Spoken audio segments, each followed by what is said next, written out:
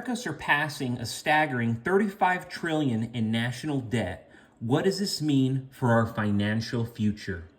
Good evening, folks, and welcome back to another episode of Silver Dad Knows. Remember, always live with no edits. If this is your first time here, hit that subscribe button now, as you're gonna like what I'm about to say. So yes, check it out, check it out, check it out. Beautiful piece right here, and I mean absolutely stunning. Here we have a 2022 Flash. The Justice League series, exclusively at APMEX, releases its fifth coin featuring the Flash with a mintage of only 15,000 silver coins. So what's phenomenal about this coin here is, as much as I love the side revealing Flash, I am just in awe of this verse, displaying the right-facing profile of Queen Elizabeth II, along with the face value and the year of issue. So, you know, I see Queen Elizabeth all the time, but come on, you see the difference? Come on. Gorgeous. I mean, just gorgeous. And then, of course, you go to the reverse, featuring the officially licensed image of the Flash in his signature tights and the Flash logo appearing on his suit. The Flash trademark and DC Comics copyright appear below for further authentication. Fun fact, the Flash superhero persona has belonged to multiple people over the years, originally during the golden age of comics. It was a 1938 college student, Jay Garrick, who obtained the powers of super speed by inhaling heavy water vapors while on a smoking break in a laboratory. As a result of his new profound powers, he wore a red outfit with a lightning bolt on the chest and began fighting crime. The powers also came in handy to make him into a college football star. So super cool, the origins of what the Flash was. But of course, we're going back almost an entire century. And I am currently seeing these pieces as low as $40 with free shipping. I think that is just immensely reasonable. Immensely reasonable. What's not to love? What's not to love? Real quick, before I continue, I want to give a quick shout out, and of course, this is to my loyal subscriber, Silver Sleuth 007, a comment from yesterday. TB are running out of runway and tired of Americans thinking they can exercise their rights. The world's leaders all agree, America must fall. But with minimal damage to infrastructure and farmland, their solutions will eliminate the EV auto scam and about 70% of citizens. The future for the survivors of North America? Oil, coal, and liquid natural gas. Gold and silver will matter to those that bring the USA out of the 19th century for the second time. Fiction before fact? Amazing comment coming right there from Silver Sleuth 007. That was just, it's an eerie comment, and it makes you wonder, you know, what's happening? What's happening to the world?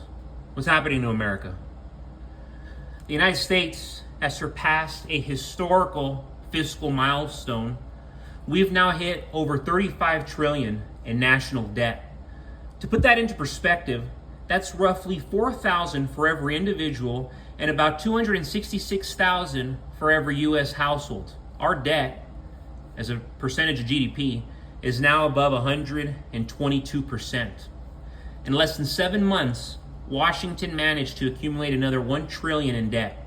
Over the past 12 months, the national debt has surged by nearly 2.3 trillion, which breaks down to an average of 6.4 billion every single day.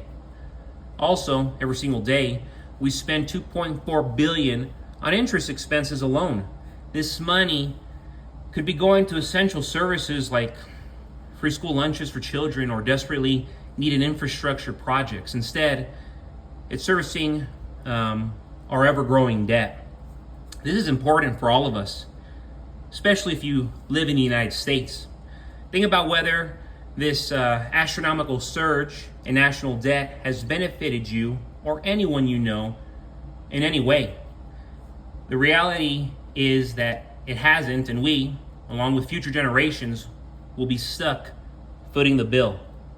The quality of life diminishes as the government spends everything it collects in taxes and more on interest payments, sending money to foreign investors instead of investing in our own country. One thing to keep in mind is that the United States Congress voted to suspend the debt ceiling until 2025, likely to avoid dealing with it before the elections. How convenient. This means the new administration will have to handle it next year, and chances are the ceiling will be raised again, especially if new conflicts arise. Again, how convenient. When the federal government spends more than it takes in, we have to borrow money to cover the gap, adding to our national debt. The larger deficits in U.S. history have been caused by wars, the pandemic, and the Great Depression.